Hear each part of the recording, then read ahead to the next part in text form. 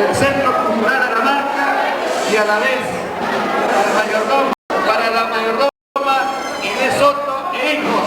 Vamos a lograr un fuerte aplauso.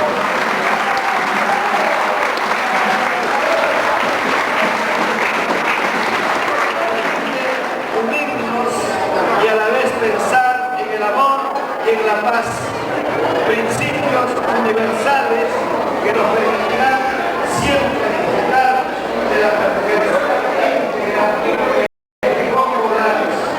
Señoras y señores, en esta hora se inicia, después de una hermosa misa de que hemos sido cada uno de nosotros, hemos podido disfrutar y a la vez hemos podido, digamos, encontrar en ella la grandeza y el significado de nuestra vocación, de nuestra creencia en Dios, lo que nos permite una vez más tener que pensar cuál darnos el camino que tenemos en búsqueda de esa gran felicidad espiritual.